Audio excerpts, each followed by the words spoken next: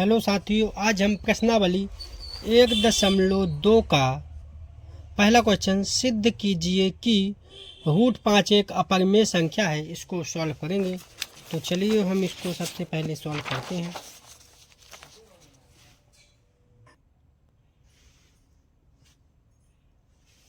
अब हम यहाँ पे सबसे पहले देखिए, यहाँ पे लिखा है सिद्ध कीजिए कि √5 एक अपरिमेय संख्या है। तो हम अपरिमेय संख्या के विपरीत हम मान लेते हैं कि माना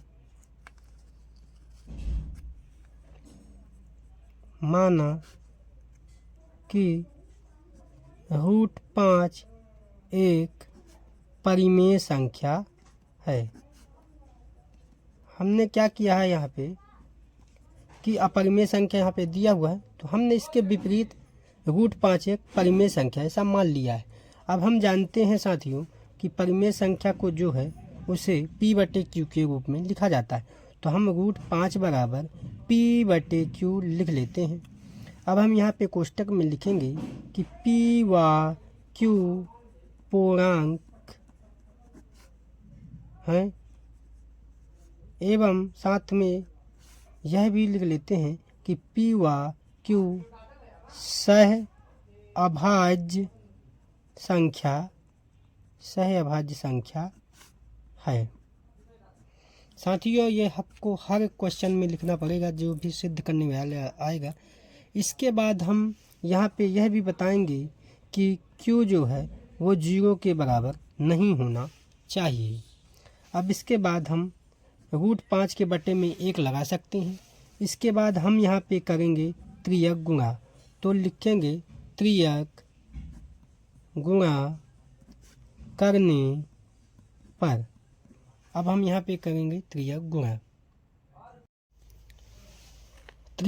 करने पर। तो जब हम त्रियक गुणा करेंगे तो √5 का गुणा जब हम Q से करेंगे तो यहाँ पे √5 और इंटू Q बराबर, और यहाँ पे हो जाएगा P का गुणा 1 से करेंगे तो P आ जाएगा।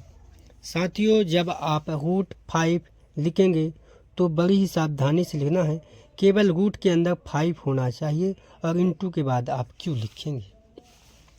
इसके बाद दोनों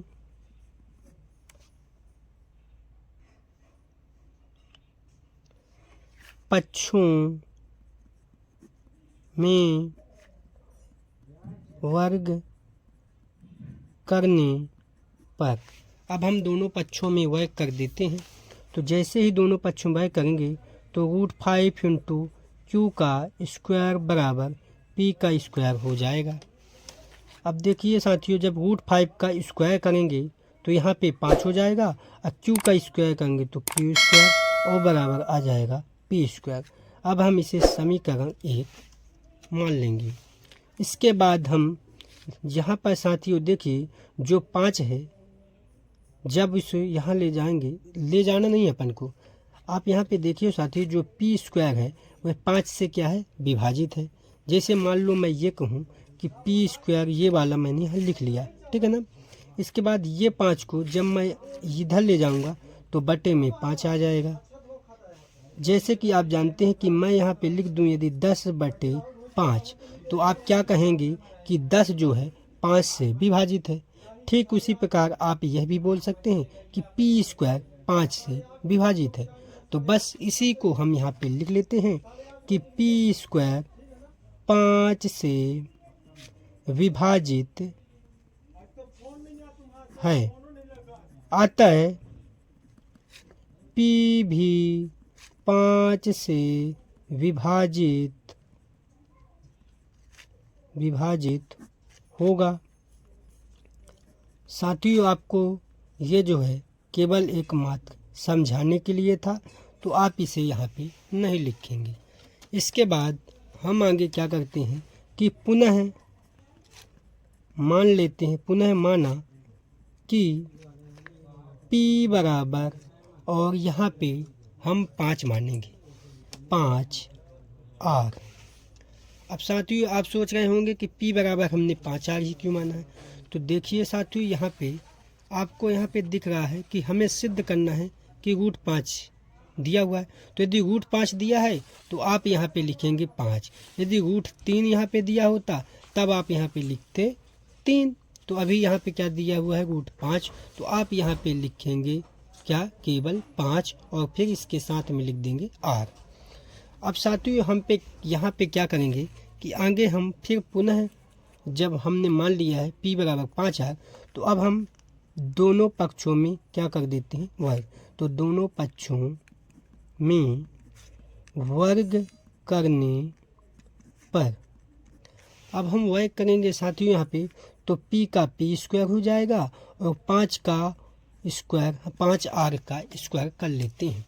इसके बाद यहाँ पे p² बराबर, और देखिए 5 का स्क्वायर करेंगे तो 25 हो जाएगा और y का स्क्वायर करेंगे तो r² हो जाएगा। साथियों अब हमें यहाँ पे कोष्टक बिल्कुल नहीं लगाना है, जैसा मैंने लिखा है ठीक उसी प्रकार आपको लिखना है। और इसके बाद हम इसको दे देते हैं समीकरण 2। इसके बाद साथियों हम क्या करेंगे कि जो ये p² है इसके जगह हम जो है यहाँ पे समीकरण 1 में जो p² का मान 5q² है, वो इस p² का मान जो 5q² है उसी को जो है यहाँ समीकरण 2 में p² के जगह हम 5q² मान रख देंगे।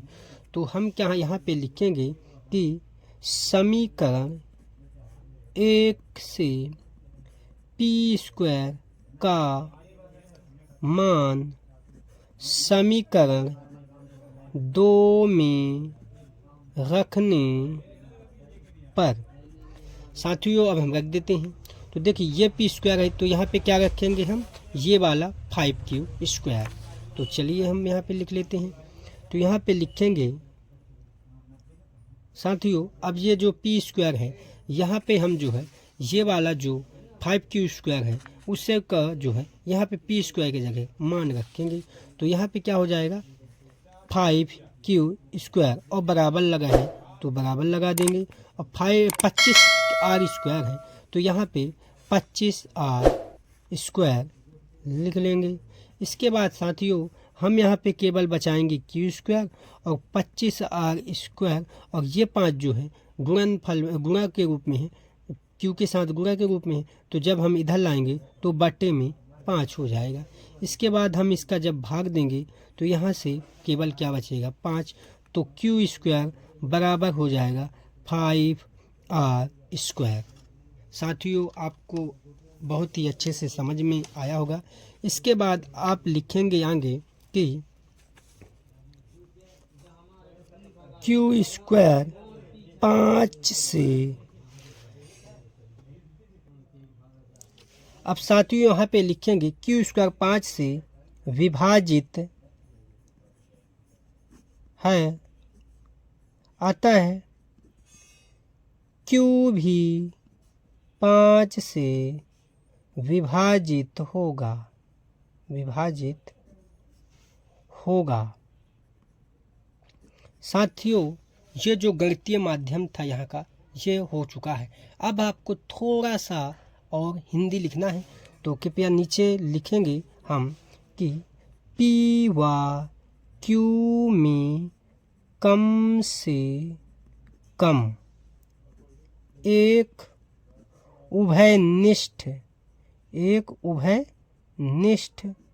गुणनखंड 5 है। फिर हम लिखेंगे p व q का HCF बराबर 5 है, जो कि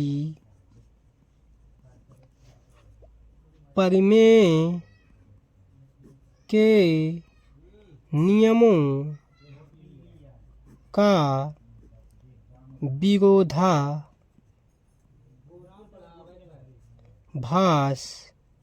करता है।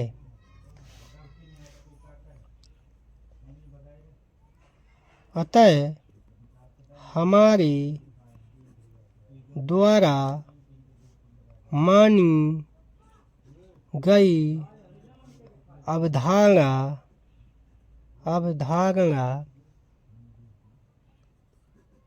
गलत है। इससे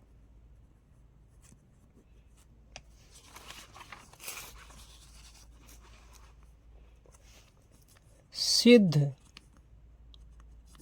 होता है कि √5 एक अपरिमेय संख्या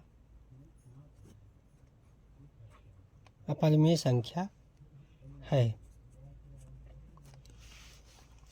साथियों, बस इतना ही है और बहुत ही आसान भाषा में मैंने आपको समझाने की कोशिश की है। आई होप आपको समझ में आया होगा। वीडियो देखने के लिए धन्यवाद।